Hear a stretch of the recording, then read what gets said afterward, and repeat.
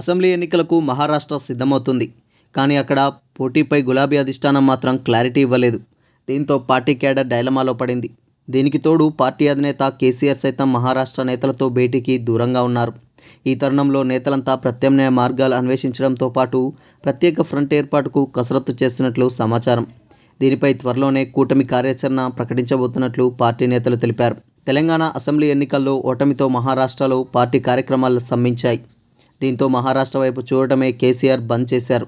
పర్యటనలు లేవు, భేటీలు లేకపోవడంతో కేడర్ అంతా నైరాశ్యంలో ఉంది. అసలు పార్టీ ఉందా లేదా అనే పరిస్థితి నెలకొంది.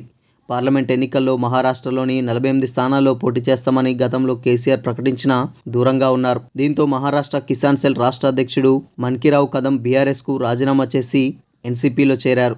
మహారాష్ట్రలో బీజేపీ, ఎన్సీపీ, శివసేన కూటములకు ప్రత్యామ్నాయంగా ఆ రాష్ట్రంలోని మిగిలిన ప్రాంతీయ పార్టీలు పరివర్తన్ మహాశక్తి పేరుతో మూడో కూటమి ఏర్పాటుకు సన్నద్ధమవుతున్నాయి.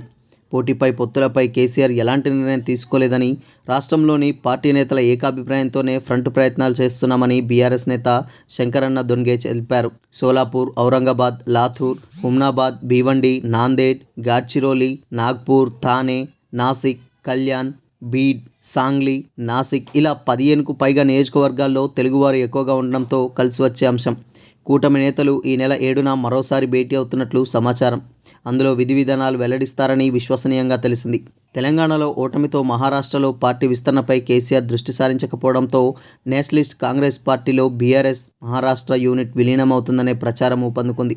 మంగళవారం పూణేలో బీఆర్ఎస్ మహారాష్ట్ర నేత బాలాసాహెబ్ దేశ్ముఖ్, శరద్ పవార్ భేటీ అయ్యారని, విలీనం చేస్తున్నట్లు ప్రకటించినట్లు సమాచారం జరిగింది. ఈ నెల 6న అధికారికంగా విలీనం జరుగుతుందని సమాచారం. అయితే ఈ ప్రచారాన్ని పార్టీ రాష్ట్ర సమన్వయకర్త శంకరన్న దొన్గే ఖండించారు. బీఆర్ఎస్ ఏ పార్టీలో విలీనం కాదని, మూడో ఫ్రంట్ ఏర్పాటు దిశగా అడుగులు వేస్తున్నామని వెల్లడించారు. ఏది ఏమైనా దీనిపై కేసీఆర్ స్పందిస్తే ఈ విలీన ప్రచారానికి ఫుల్ స్టాప్ పడుతుంది.